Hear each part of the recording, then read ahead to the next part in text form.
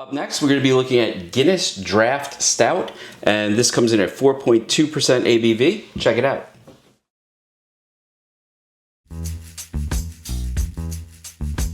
Hi everybody, it's Rich and welcome to the Day Beer Review. And today I decided that I wanted to look at something that I drink regularly and have tried in multiple locations, but I've never actually reviewed on the channel. We're going to look at Guinness Draft Stout.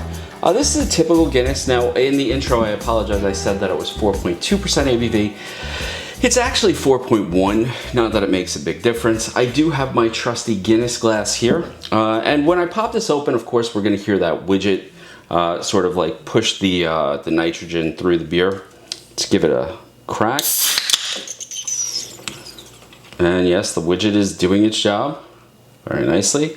Now, I am using an Imperial pint glass, so this whole beer should pour in here with no problem.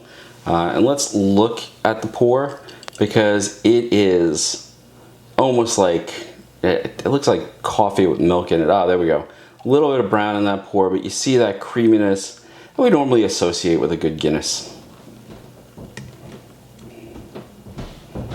Okay, now we see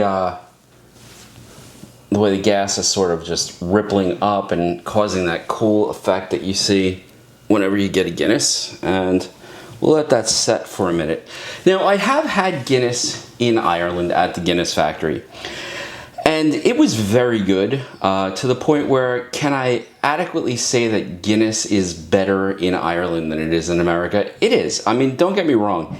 I think Guinness is a good, solid beer, especially considering it's 4.1. You can have a bunch of it if you want.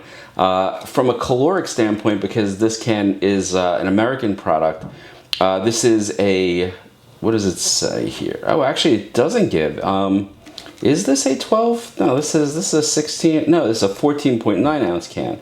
So it's actually about 150 calories for this, which is not terrible for a beer. I mean, it's actually only a few calories for this over a 12 ounce, Bud Light, which I think has no flavor. Let's give it nose, and we have that good classic Guinness head there. And right off the bat with Guinness, you're getting that roasted sort of malty aroma. You're also getting that coffee aroma there. And to me, it's what I always associate with sort of like a molasses smell as well. Not sweet, it's sort of like real molasses, the unsweetened kind. That's what you get here. All right, the head, very light, about 2 fingers. The rest of the body, actually, it's funny. In Ireland, they said that Guinness is not black, even though here, that looks like a pretty black drink. They say that Guinness is crimson. So, if we had a light here, which I don't, we could blast through, see if it's crimson, but I'll take their word for it. Let's give it a taste.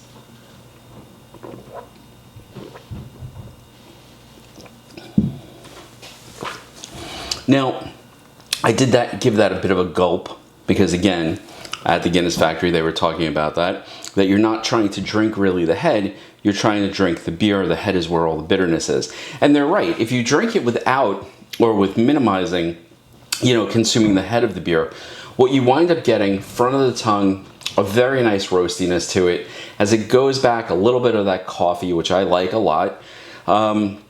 And it is incredibly creamy. In fact, it's almost like drinking a milkshake in some ways. Now with the head, that's where you get sort of that back of the tongue bitterness. So I think that, this is an incredibly easy drinking beer. I remember this was a sort of taboo when I was in college. People would be like, oh, Guinness is so heavy. And to me, at this point in my beer journey, to me, a Guinness is rather light, sort of refreshing, easy to drink, sometimes quick to drink, but it's acceptable because it is such a low ABV. It is such an approachable beer. The calories aren't through the roof. I never feel bloated from this one, so this is one that I really like.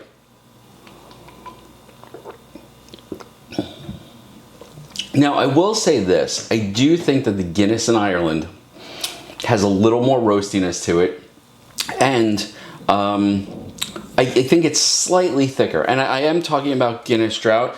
I'm Guinness Drought. I'm sorry, Guinness Draft. I'm talking about the exact same product. It definitely tastes a little thicker, at least I think, in Ireland. That being said, do I think it's a world above in Ireland? I really don't. I do feel like while I was there, the Guinness always tasted better, but I think it was because I was in Ireland and it was the right setting and all that kind of stuff. You know, and again, I find this very approachable, easy to get, always available. In just about every restaurant I go to, I can get a Guinness, so I'm always happy about it. If you haven't tried it, it's definitely worth going and giving it a try. And if you are, you know, a child of the 90s and 80s and stuff like that, essentially a Gen Xer, you may have heard people say, oh, that's so heavy, but give it a try. I think you'll find it to be remarkably refreshing, and just a nice mellow drink. Anyway, folks, with that, I have now endorsed a product that has successfully been produced and consumed for over 100 years, which, you know, no surprise there. And I'm going to go and I'm going to finish this one. And quite frankly, I'm having company today. I'm probably going to finish a few more. And at the end of the day, it will not be, you know, all that big a deal because it is so light and so easy to drink. Anyway, folks, I will see you next time. And I hope you liked the video. If you did, hit that like button, subscribe, and cheers.